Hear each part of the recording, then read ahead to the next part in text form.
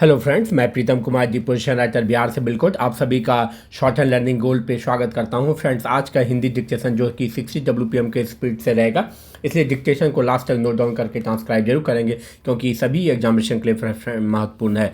Friends, Hindi तथा English short hand dictation तथा court से रिलेटेड अदर इन्फॉर्मेशन के लिए मेरे चैनल को जरूर सब्सक्राइब कर लें तथा बेल बटन को भी जरूर प्रेस कर लें। अगर आप पहली बार विजिट किए हैं तो मेरे चैनल को जरूर सब्सक्राइब कर लें। अगर आप ओल्ड सब्सक्राइबर हैं तो इस डिक्टेशन को अपने ग्रुप में भी शेयर करें ताकि आपके ग्रुप के फ्रेंड्स भी इस डिक्टेशन का लाभ उठा सके। Be ready for dictation. अपिलार्थी ने दिल्ली स्थित लेडी हार्डिंग मेडिकल कॉलेज में दिनांक 24/8/2007 को 12:30 बजे एक बालिका शिशु को जन्म दिया था। स्टॉप। अभियोजन का मामला था कि शिशु को अपीलार्थी को उसी दिन 4:30 बजे नर्स के द्वारा सौंपा गया था और उसके बाद मात्र इसीलिए कि शिशु एक बालिका थी, अपीलार्थी ने उसकी गला दबाकर हत्या कर दिया। स्टॉप।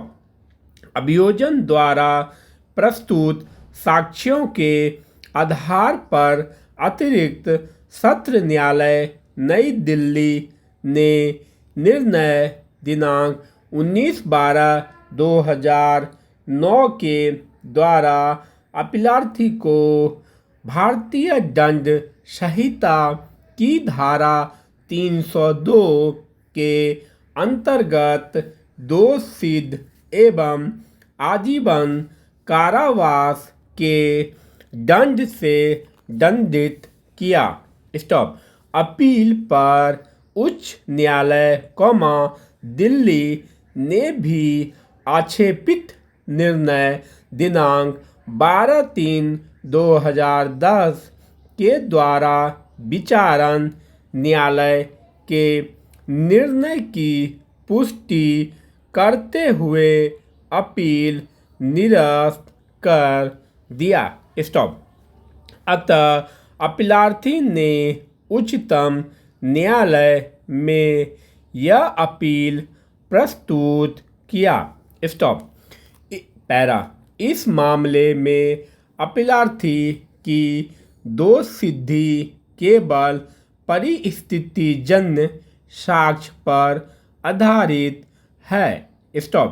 विचारण न्यायालय ने केवल 2 नर्सों के साक्ष्यों पर विश्वास व्यक्त किया है कि शिशु को 4:30 बजे अपीलार्थी के सौंप दिया गया था और 6:30 बजे बालिका मृत पाई गई थी। स्टॉप।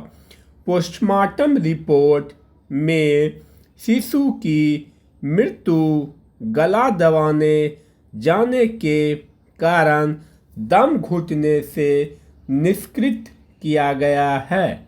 स्टॉप।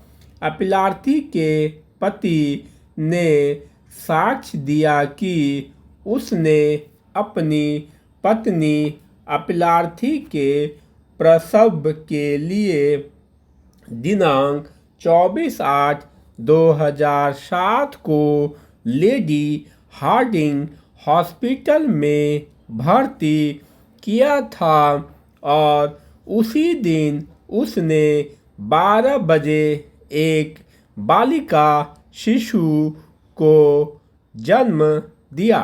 स्टॉप। उस समय प्रसव कक्ष से नर्स ने बुलाया था और शिशु को उसे दिखाया। स्टॉप। उस समय शिशु का आँख बंद था किंतु उसमें हलचल नहीं था और वह रो नहीं रही थी। उस समय बच्चे के नाक पर लाल निशान था। स्टॉप।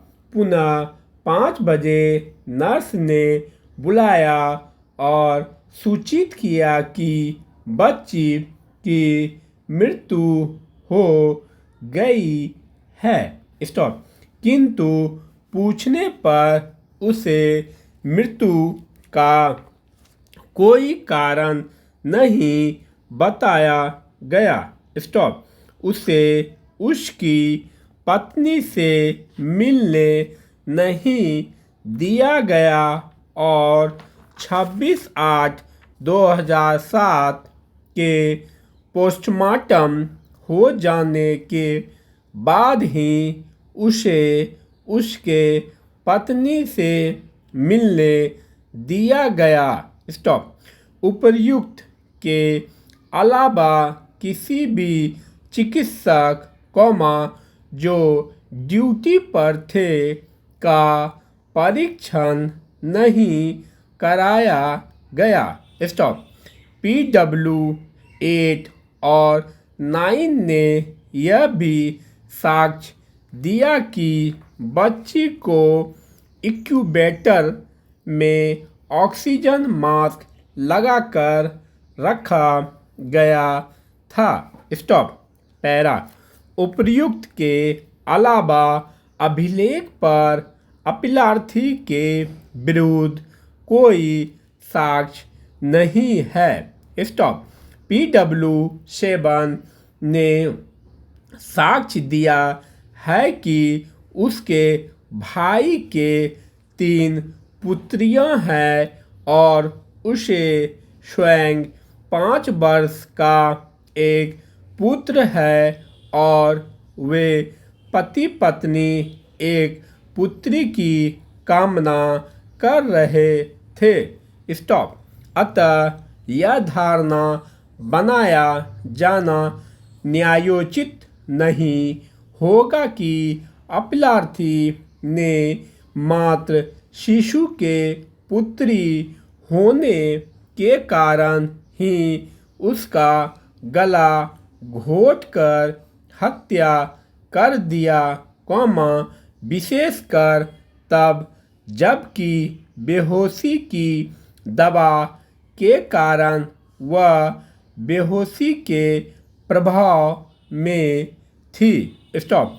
अतः हेतुक स्पष्ट नहीं है, इसलिए अवर न्यायालय के निष्कर्ष त्रुटिपूर्ण हैं। स्टॉप।